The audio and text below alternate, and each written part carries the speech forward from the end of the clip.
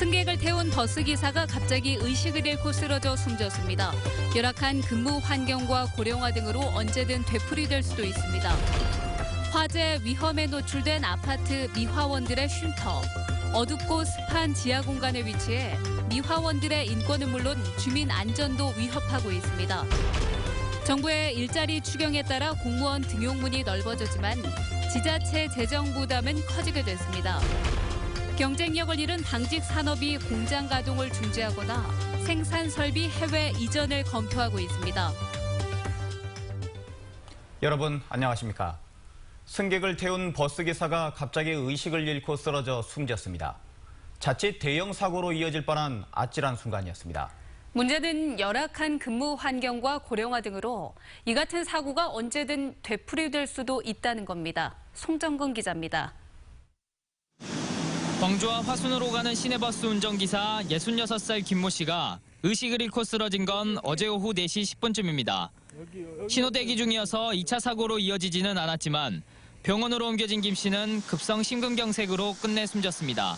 버스가 잠깐 서 있더라고. 근데 어느 순간 구급차가 오더니 이제 싣고 병원으로 간 것만 아직만 봤어요. 자칫 대형 사고로 이어질 수도 있었던 이번 사고는 열악한 근무 환경과 고령화 등이 원인으로 꼽힙니다. 1년마다 계약을 체결하는 비정규직이었던 김 씨는 버스 기사로 정년한 뒤 고령의 나이에 재취업해 일하고 있었습니다. 김 씨가 운전한 시내버스는 운전자 한 명이 하루 종일 근무한 뒤 그 다음 날 휴식을 취하는 일교대 형태였습니다. 오전 7시부터 밤 10시 30분까지 하루에 15시간 넘게 광주와 화순을 200km 넘게 오가야 합니다. 그게 좀 힘들죠. 1시간 같은 경우는 쉬는 시간이 거의 없이 와야 되니까 그게 거의 한 3시간 정도 운행한다고 봐야죠. 문제는 시내버스 운전기사 상당수가 김 씨처럼 고령에다 경무에 시달리고 있다는 겁니다. 광주 지역 버스 운전 종사자 2,400여 명 가운데 50대 이상의 운전자는 모두 68%를 넘습니다. 최근 광주시가 시내버스 종사자 1,800여 명을 대상으로 건강과 체력을 측정한 결과에서도 고령화와 열악한 근무 환경에 따른 문제점이 고스란히 드러났습니다. 혈압은 국민 평균보다 높았고 유연성과 순발력 조사에서 50에서 54세 시내버스 기사는 일반인 평균보다 크게 못 미쳤습니다. 건강관리 사업을 좀 더 강화를 시키고요. 그리고 좀 고령의 운전자에 대해서는 좀 긴 노선보다는 단기 노선 쪽으로 변경하는 방안을 검토하고 있습니다. 고령화와 열악한 근무 환경, 준공영제 10년을 맞는 광주 시내버스가 풀어야 할 최대 과제입니다. MBC 뉴스 송정근입니다. 악취와 곰팡이, 그리고 눅눅한 실내. 정상적인 생활도 힘들지만 누전으로 인한 화재 가능성도 높겠죠. 그런데 이곳에 아파트 환경미화원들의 쉼터가 있습니다. 개선이 시급해 보입니다. 김민정 기자입니다. 지하부터 꼭대기층까지 순식간에 연기가 차올라 긴급 대피하던 주민 수십 명이 부상당한 사고. 화재가 시작된 곳은 습기가 가득한 지하 공간에 마련된 미화원 쉼터였습니다. 그 습도가 높다 보면은 그 전기 콘센트라든가 전열 기구에 아무래도 어떤 그런 수분이 침투할 수도 있고 다른 것보다는 훨씬 더 화재 위험이 높다고 볼 수 있습니다. 그렇다면 다른 아파트들의 실태는 어떨까? 다른 아파트들 역시 이렇게 컴컴한 지하 공간으로 들어와야 미화원 쉼터를 찾을 수가 있습니다. 이쪽 배관을 보시면 습기가 이렇게 맺혀 있을 정도로 내부가 매우 습한 모습을 볼 수가 있습니다. 엄청난 습도에 쉼터 벽면은 곰팡이가 슬었고 악취도 코를 찌릅니다. 축축한 물기와 지독한 냄새를 조금이라도 없애려면 한여름 폭염 속에서도 전열기구를 틀어야 합니다.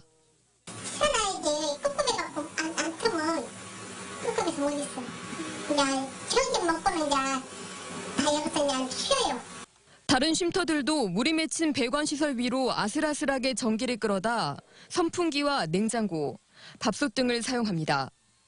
전깃줄과 습기가 뒤엉켜 언제 불이 날지 모르는 이 어둑한 땅 밑에서 아파트 미화원들은 빨래를 하고 몸을 씻고 밥을 먹고 있습니다.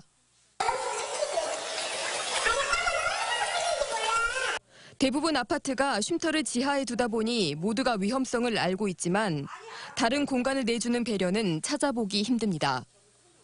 이런 거긴 하지만 현실적으로 몇 개 안 맞다 보니까 대부분들하고 현실적인 게 있습니다. 어둡고 습한 지하 공간에 마련된 용역업체 청소 노동자들의 휴식 공간이 미화원들의 인권은 물론 주민들의 안전을 위협하고 있습니다. MBC 뉴스 김민정입니다. 광주 서부경찰서는 오늘 새벽 3시 30분쯤 광주시 서구 화정동 자신의 아파트 안방에 옷을 쌓아놓고 불을 지른 혐의로 56살 김모 씨를 긴급 체포했습니다. 다행히 인명피해는 없었지만 주민 10여 명이 긴급 대피했고 1,400만 원의 재산 피해가 발생했습니다. 경찰은 김 씨가 부부싸움 뒤 홧김에 불을 지른 것으로 보고 정확한 경위를 조사하고 있습니다. 국내 방직 산업이 경쟁력을 잃고 위기를 맞고 있습니다. 만들면 만들수록 손해를 본다는데 공장 가동을 중지하거나 생산 설비 해외 이전을 검토하고 있습니다. 김철은 기자입니다. 국내 방직 산업의 위상은 과거에 비해 크게 추락했습니다.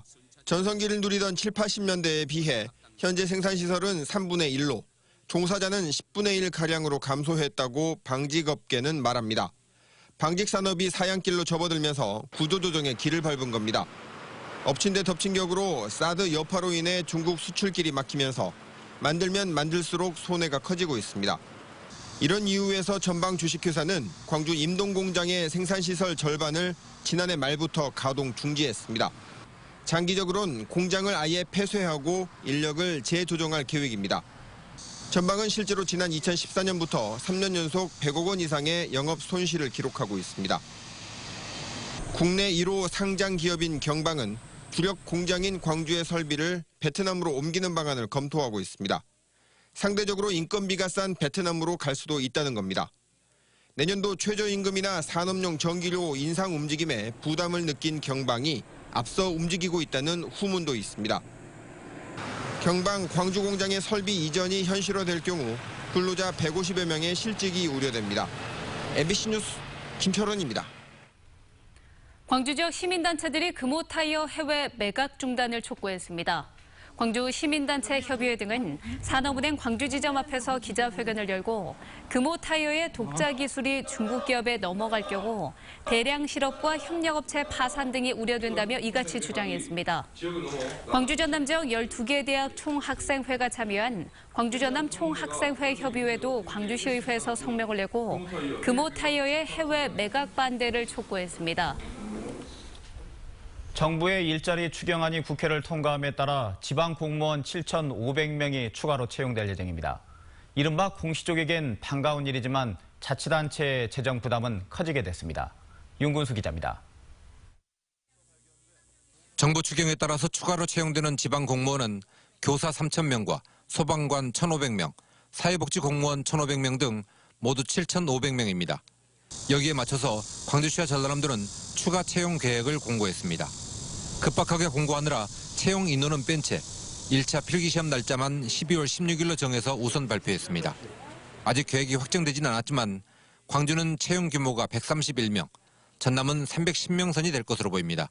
추가적으로 130명을 더 뽑는 거기 때문에 벌써 3분의 1 이상 더 늘어나는 인원이죠. 굉장히 많은 숫자가 확보되는 겁니다. 추경 때문에 임용시험 공고를 미뤄왔던 시도교육청도 교사 채용 계획을 준비하고 있습니다.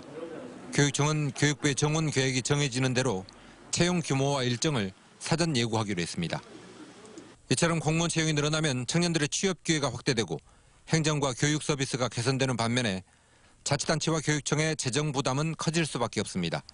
시도와 교육청은 정부가 주는 교부세와 교부금으로 늘어나는 인건비를 충당한다는 계획이지만 그만큼 다른 곳에 쓸 돈이 줄어든다는 점을 감안하면 근본 대책으로 보기는 어렵습니다. MBC 뉴스 윤문수입니다. 광주도시공사 사장 선임을 위한 3차 공모마저 무산되면서 광주시가 직무대행 체제를 유지하기로 했습니다. 광주시는 3차 공모에서도 적격자가 없어 당분간 상임이사가 직무를 대행하도록 하겠다고 밝혔습니다. 또 현 상임이사의 임기가 9월 말에 끝나면 새로운 상임이사에게 직무를 대행시키기로 했습니다. 광주시는 업무 공백을 최소화하기 위한 조치라고 밝혔지만 대안도 없이 산하기관 대표를 무더기로 교체해 혼란을 자초했다는 비판을 받고 있습니다. 광주시 주민자치협의회 일부 회원들이 민주노총과 한국노총에 대한 광주시의 추경 예산 집행을 중지하라고 요구했습니다. 이들은 시위에 사용되는 차량과 음향 장비를 양대 노총에 지원하기 위해 1억 6천여만 원의 추경 예산을 편성한 것은 선거를 앞둔 선심성 예산이라고 주장했습니다. 또 예결위에서 추경 예산 통과에 앞장선 시의원들에게는 해명을 요구했습니다. 광주의 마지막 장기 구금 양심수 서홍열 씨의 북한 송환을 추진하는 범시민사회 모임이 출범했습니다.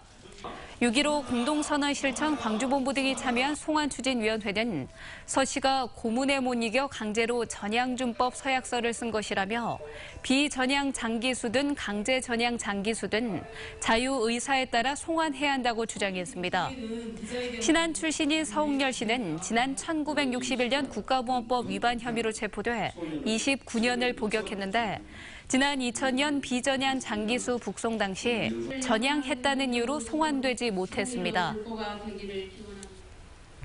광주 MBC와 광주시 교육청이 공동으로 기획한 제5회 꿈을 실은 독서열차가 오늘부터 2박 3일 동안 파주 출판단지에서 열리고 있습니다.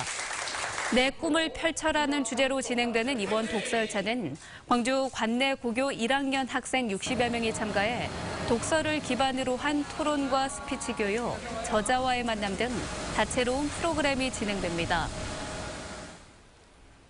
도시공원 민간개발과 관련해 윤장현 광주시장이 공공성 확보를 위한 3대 원칙을 제시했습니다.